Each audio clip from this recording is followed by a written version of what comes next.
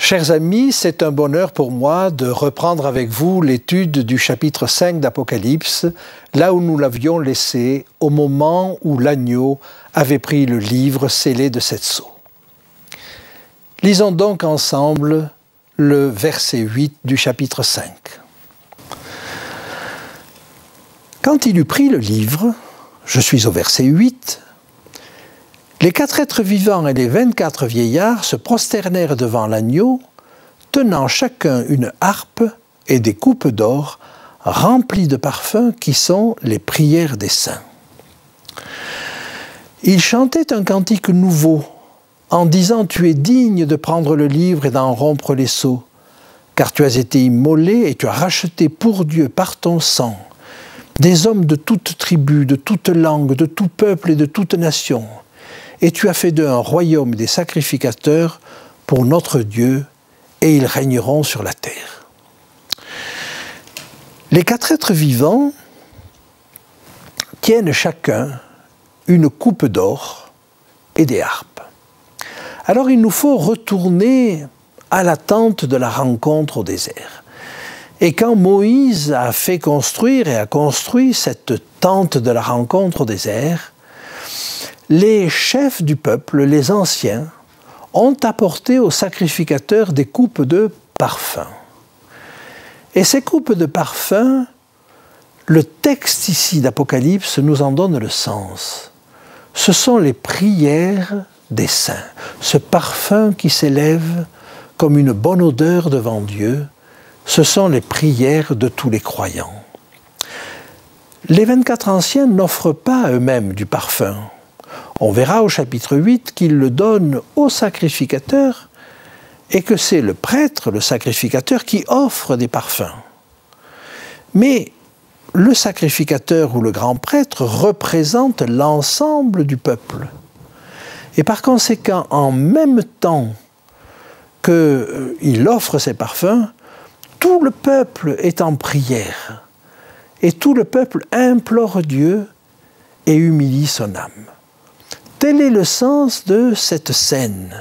Et les 24 anciens sont là les représentants du peuple qui vont offrir ces prières, offrir ces parfums pour que le sacrificateur les offre avec les prières de tous les saints.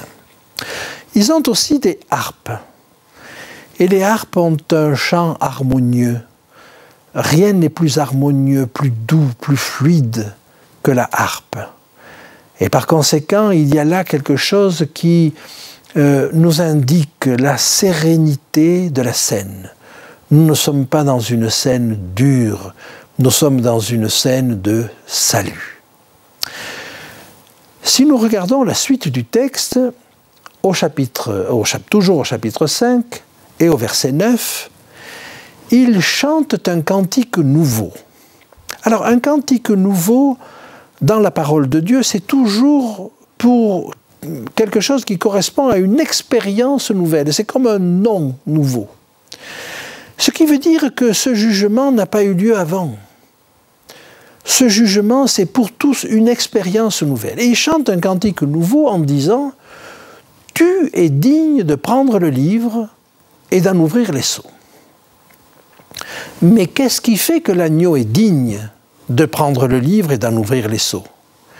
C'est qu'en réalité, il a été immolé. C'est ça qui fait sa dignité. Il est celui qui a racheté pour Dieu, par son sang, des hommes de toute tribu, de toute langue, de tout peuple et de toute nation. J'aimerais vous montrer combien l'ensemble de ce passage, les chapitres 4 et 5, sont sous le signe de la dignité. Le Père, au chapitre 4, a été reconnu digne parce qu'il est le Créateur. Ici, le Fils est reconnu digne, mais parce qu'il est le Rédempteur, le Racheteur. Il a racheté pour Dieu par son sang des hommes de toute tribu. Et non seulement il les a rachetés, mais ça ne suffirait pas. Le texte se prolonge, il dit « Tu as fait d'eux un royaume, des sacrificateurs, et ils régneront sur la terre. » On l'avait évoqué, l'objectif de Jésus, ça n'est pas que nous soyons des despotes pour d'autres personnes. L'objectif de Jésus, c'est que nous soyons des rois pour nous-mêmes. C'est-à-dire que nous ayons récupéré la maîtrise de nos corps. Et que nous soyons des sacrificateurs, c'est-à-dire des enseignants, éventuellement, pour ceux qui veulent bien écouter le message de l'Évangile. Et cela fait de nous des rois. Ils régneront sur la terre. Mais cela sera vraiment effectif après, à partir du retour de Jésus. Nous le verrons avec le chapitre 20. Alors, si nous avançons un petit peu dans le texte, nous allons nous rendre compte qu'il nous apporte encore quelque chose. Nous venons de voir les 24 anciens qui reconnaissent la dignité de Jésus. Mais toutes les catégories, les unes après les autres, vont reconnaître la dignité de Jésus. Ce sont d'abord les anges. Alors, les anges, ils sont des milliers de milliers et des myriades de myriades. Cela indique certainement un nombre très très grand, mais chose curieuse, dans la scène du livre du prophète Daniel, au chapitre 7 et au versets 9 et 10, les anges sont aussi là. On est aussi dans une scène de jugement. Les personnages sont à peu près les mêmes et les anges sont des milliers de milliers et des myriades de myriades. C'est un araméen au chapitre 7, mais que ce soit en araméen ou que ce soit en grec dans le Nouveau Testament, c'est le même nombre. On aurait pu penser que c'est ainsi que la Bible désignait le nombre des anges. Pas du tout. C'est unique. Et il n'y a que dans ces deux passages, dans Daniel 7, au verset 9 et au verset 10, et dans Apocalypse 5, que le nombre des anges est ainsi. Et c'est un petit clin d'œil de la part de Dieu pour nous dire nous sommes bien dans la même scène, dans cette scène qui inaugure le jugement. Jusqu'à présent, on n'a pas à juger. Le jugement, il va commencer avec l'ouverture des sceaux, à partir du chapitre 6. Mais pour l'instant, nous sommes dans le cadre de l'installation de la cour de justice. Ce n'est d'ailleurs pas la seule ressemblance avec le texte de Daniel 7. Si vous le regardez en détail, je pourrais dire, pour être très sommaire, que le livre du prophète Daniel, au chapitre 7 et au verset 9 et 10, nous décrit en 2 versets ce que l'Apocalypse du prophète Jean va nous décrire en 2 chapitres, au chapitre 4 et 5. Alors avec beaucoup plus de détails, mais les personnages sont strictement les mêmes. Maintenant, allons sur la suite du texte, si vous le voulez bien. Il disait d'une voix forte, « L'agneau qui a été immolé est digne de recevoir la puissance, la richesse, la sagesse, la force, l'honneur, la gloire et la louange. » Peut-être n'avez-vous pas remarqué au cours de la lecture que ce sont 7 attributs qui sont donnés à l'agneau.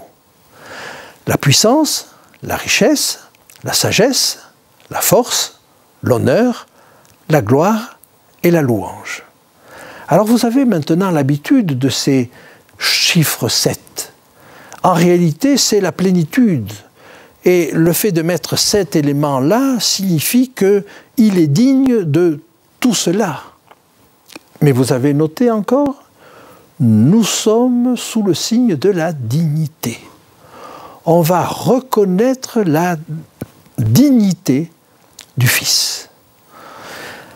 Je me permets de comparer, si vous voulez cela, à ce que nous trouvons un petit peu plus loin, en Apocalypse 7 et au verset 12. Regardez le tableau et voyez ce que nous trouvons. J'ai mis à gauche ce qu'il y a dans le texte d'Apocalypse 5, 12. Et à droite, ce qu'il y a dans le texte d'Apocalypse 7, 12. Vous avez la puissance des deux côtés, la sagesse des deux côtés, la force des deux côtés, l'honneur de même, la gloire de même et la louange de même. Juste une petite différence entre les deux. En Apocalypse 5, vous avez la richesse. En Apocalypse 7, c'est l'action de grâce. Alors, je me tourne vers les parents. Qu'est-ce qui est de nature à vous faire le plus plaisir vis-à-vis de vos enfants? Eh bien, en général, les parents sont comblés quand les enfants reconnaissent tout ce que les parents ont fait pour eux. C'est leur richesse. Quelle peut être la richesse de Dieu? Il crée les richesses. Mais il y a une chose qu'il ne peut pas créer, qu'il peut simplement susciter. C'est la reconnaissance de ses enfants. Eh bien, la reconnaissance de ses enfants, c'est sa richesse. Et c'est pourquoi je pense que ces deux listes sont identiques. Sauf que d'un côté, on nous dit la richesse sans nous dire ce que c'est. Mais quand on arrive au chapitre 7, alors on comprend que cette richesse de Dieu, ce sont les actions de grâce qui lui sont adressées. J'aimerais vous faire observer une deuxième différence entre ces deux textes.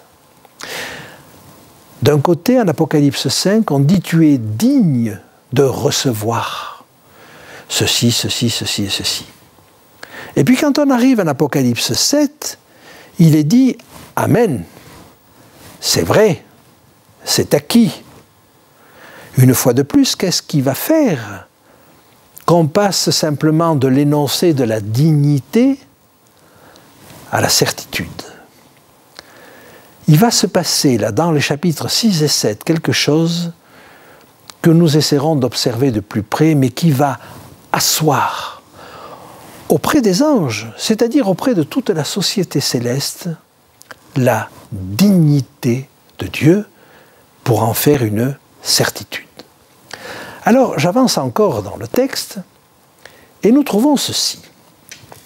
Toutes les créatures, au verset 13, qui sont dans le ciel et sur la terre, sous la terre, sur la mer et tout ce qui s'y trouve, je les entendis qui disaient à celui qui est assis sur le trône et à l'agneau, soit la louange, l'honneur, la gloire et la force au siècle des siècles. Toutes les créatures. On a vu les 24 anciens et les 4 êtres vivants qui reconnaissaient la dignité de l'agneau. On vient de voir les anges qui reconnaissent la dignité de l'agneau. Et maintenant, ce sont toutes les créatures qui le reconnaissent aussi et qui reconnaissent que l'honneur, la gloire, la force lui sont attribués.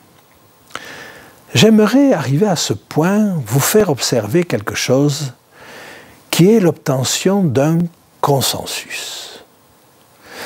Peut-être n'avez-vous pas remarqué que le déroulement de cette scène ne nous donne pas de Dieu le visage que nous pouvons en avoir habituellement.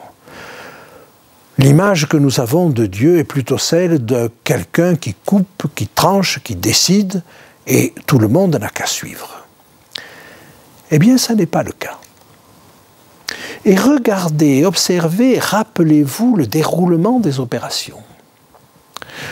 On présente Dieu assis sur son trône, et les 24 anciens et les 4 êtres vivants reconnaissent sa dignité. Eh bien, ce n'est que quand les 24 anciens et les 4 êtres vivants ont reconnu sa dignité qu'à ce moment-là, le jugement va pouvoir commencer. Et à ce moment-là, apparaît dans la main droite de celui qui est assis sur le trône un livre scellé de 7 sceaux. Il pourrait le donner directement à l'agneau, pas du tout. À ce moment-là, un ange crie à la cantonade « Qui est digne d'ouvrir le livre et d'en rompre les sceaux ?» Et là, on fait le constat que personne d'autre n'est digne, mais que l'agneau est digne. Alors chacun va reconnaître la dignité de l'agneau. Et l'agneau va prendre le livre, mais il ne l'ouvre pas. Il ne l'ouvrira qu'au chapitre 6.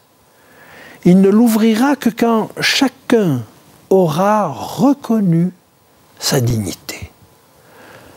Quelle extraordinaire manière de faire! Avons-nous la même délicatesse avec ceux qui nous entourent? Dieu, dans le déroulement de ce jugement, cherche à obtenir le consensus de tous pour arriver à quelque chose qui soit accepté de tous. J'aimerais pour cela vous faire saisir l'analogie qu'il peut y avoir entre le jugement de Dieu et le jugement qu'a exercé Salomon vis-à-vis de ces 2 femmes. Les 2 étaient prostituées, mais l'une prétendant que son fils, que le garçon qu'elle présentait était son fils, et l'autre aussi, mais l'une disait vrai et l'autre disait faux.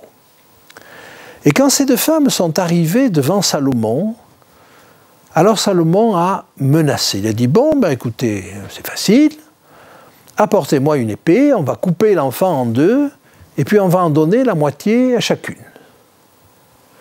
Ce faisant, il savait ce qu'il faisait.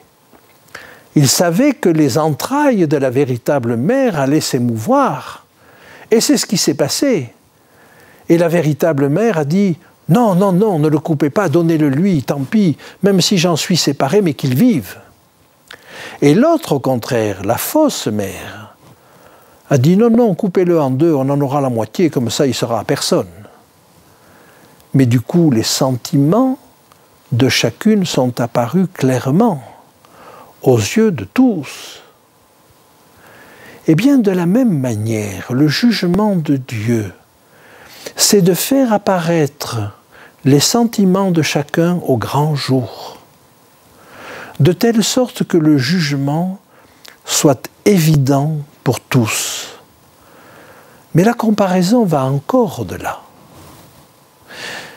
Une fois que Salomon a eu rendu ce jugement, et où il était clair pour tout le monde de savoir où était la vraie mère et la fausse, chacun a reconnu là la sagesse de Salomon.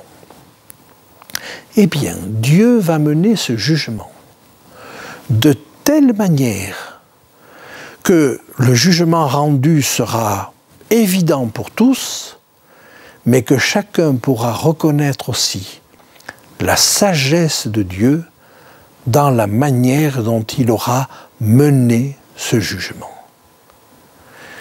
Et donc, vous voyez que ce jugement ne peut pas être quelque chose d'instantané, parce que si lui peut juger en un quart de seconde l'ensemble de la planète, nous avons besoin de comprendre qu'il mène ce jugement avec beaucoup de bonté et de délicatesse.